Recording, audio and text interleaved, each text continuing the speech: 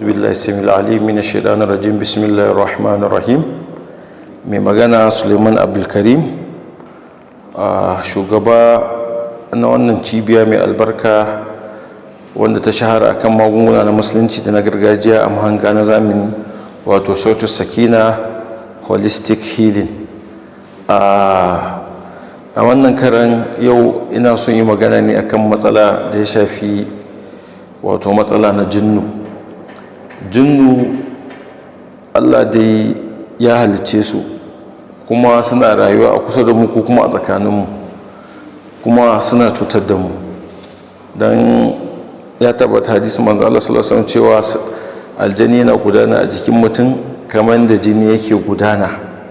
Sannan kuma ayoyi da hadisai da dama sun tabbatar da samuwan aljani, sannan kuma aljani zai iya cutar da ɗan adam. Ba lokaci isasshe da zan kawo ayoyi, amma idan mutum yana so ya samu cikakken bayani akan haka zai iya samun karatu wanda Sheikh Albani Zaria marigayi Allah ji kansa da rahama yayi, wato akan as-sarimul battar fi tasaddi lis-saharatil ashrar. Wato yanzu ina so idan yi wani bayani ne akan wani matsala da jinnu suke haifarwa, wanda yake mutane da yawa ba san suna da matsalan ba. Wato matsala na ashiki. Aljanu nau'i ne. Daga cikin nau'in su akwai wanda ake ce ma al-ashiq namiji kenan, ko al-ashiqa ta mace. Wato ashikin aljani, akan samu aljani ya ji yana son dan adam, sai ya fara soyayya da wannan adam din, alhali shi dan adam din bai sani ba. To suna haifar ma da ɗa namiji ko ya mace illoli da musamman ya mace. Kafin mu kai ga alamomin ashiki, yana da kyau a ce ɗan yi bayani a takaice dalilan da yakan sa aljani ya samu dama akan ɗan adam. Na farko, gafala da yawa. Mutum ya zama ya gafala matuka sosai daga barin addininsa, ba ruwan shi da sauraron karatun ƙur'ani, ba ruwan shi da karatun ƙur'anin, sallan ma ba yanta akan lokaci, azkar ba a damu da shi ba. To lalle wannan abinci ne na shaidanu, za su iya cutar da shi. Ko kuma mutum ya ji tsoro mai tsanani. Shi yasa a lokacin da mutum ya ji tsoro mai tsanani, yana da kyau ya ce a'udhu billahi ko ya ce bismillah, saboda ya samu kariyar Allah. Ko kuma bakin ciki mai tsanani, duk wannan yana haifar da dalilin da aljani zai iya tasiri a jikin mutum. Ko kuma son duniya da yawa. Wannan su ne dalilan da yakan sa aljani ya cutar da mutum, tare da cewa wani lokaci kuma ma idan aka cutar da su ba a sani ba, tunda ba ma ganin su, sukan ɗauki wato fansa. Ko kuma a yi rashin sa'a, wani ya je wajen boka saboda yana jin haushin wani, ko yana bukata neman biyan wata bukata, ya sa a yi mutum sihiri. Wannan shine a takaice. To daga jikin dalilan da yakan sa a gane cewa musamman ya mace tana fama da matsala na ashiki, shine daga ciki ciwon kai, musamman daga yamma zuwa dare. Ba gairi ba dalili sai ta ringa ciwon kai, amma sai da yamma zai ringa zuwa. Ko kuma ta ringa jin gabanta yana faɗi pap haka, tare da cewa matsalan ciwon wato faɗuwan gaba zai iya kasancewa ba matsala bane na jinnu, matsala ne na abin da ya shafi wasu cututtuka kamar irin low blood pressure ko high blood pressure ko arrhythmia. Shi yasa yana da kyau idan mutum zai likitanci ya kasance yana da ido akan likitanci na musulunci da likitanci wato na zamani, saboda iya bambance alamomin. Ko kuma ta ringa jin kamar wani abu yana yawo kiyashi a jikinta, ko kuma ta ringa jin tsigan jikinta yana tashi, ko kuma ta ringa jin haushin mijinta haka nan ba gaira ba dalili, ba sun yi fada ba.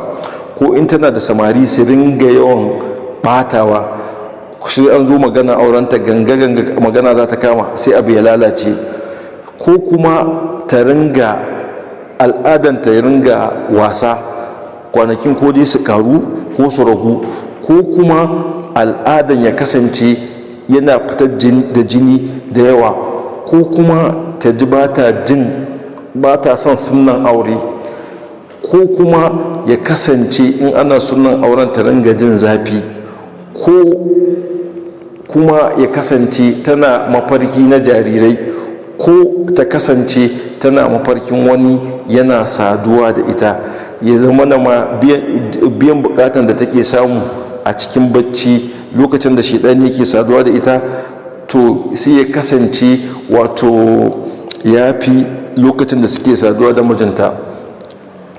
Sannan kuma yana sa infection ga mata. Irin wannan infection din za a yi ta magani, a ji islamic chemist, a ji wato asibiti, a ji na gargajiyan, duk a yi ta maganin infection din ba zai wanke ba. In dai infection an ta yin magani ya ƙi warkewa, to akwai alamun ashiki a jikin wannan macen. To menene mafita? Akwai mafita wiƙa'iyyan ko kuma ilajiyan. Wiƙaya bi ma'ana preventive measures, ta yadda mutum ma ba zai bari matsalan ta faru da shi ba da izinin Allah, shine yin azkar, duk azkar din da manzo Allah sallallahu alaihi wasallam ya karantar, na cin abinci ne, na shiga gida ne, shiga ban daki, cire riga da sauransu, musamman azkarus sabahi wal masa, azkar din da ake yi da safe da yamma, musamman a faɗi la ilaha illallah wahdahu la sharika lahu lahul mulku wa lahul hamdu wa huwa ala kulli shay'in qadir, 100 da safe 100 da yamma. Idan mutum yi wannan azkar din safe da yamma, insha Allah zai samu kariya daga shedan. Sannan za a rubuta mai lada 100, a kankare mai zunubi 100, sannan ranar tashi alkiyama ba wanda zai fi shi falala sai wanda ya faɗi fiye da sau 100 din. Sannan kuma daga cikin kariya din da za a ringa samu shine wato kusanta Allah da ibada. Sannan daga cikin kariyar da za a ringa samu yawaita jin karatun Qur'ani, musamman suratul baqara. Allah shi kyauta. To idan matsalan ta faru fa, maza ma suna samun wannan matsalan, mutum ya ji bai san aure ko bai samun biyan bukata wajen matan shi ma ya ringa yin mafarkin. Amma matsalan da sauki a cikin maza idan aka kwatanta ta yadda abin ya zama kamar wutan dare a cikin mata. Mata da yawa suna fama da wannan matsalan amma ba su sani ba. To menene mafita idan aka samu matsala irin wannan? Na farko, a yawaita azkar din, sannan a yawaita jin karatun Qur'ani, musamman ayoyin da aka zaba na musamman akan ibtalus sihir ko kuma na ruqya. Insha Allah za a samu sauki. Sannan sai a samu man juda, mace sai ta samu man juda.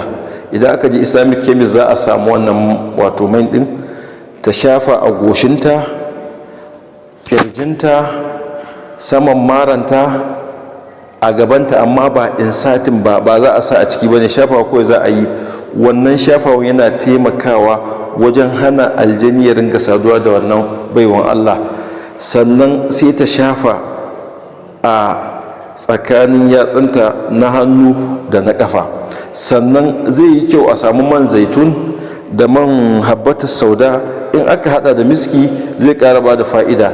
Idan aka yi so samun mutum ya iya ayatu shifa, ayoyin da ake amfani da su wajen ruqya, sai mutum ya kafa kai ya tofa a cikin wannan mayuka din, sannan sai ya dan ringa shafawa hannun shi, sai ya ringa shafawa a jikinsa.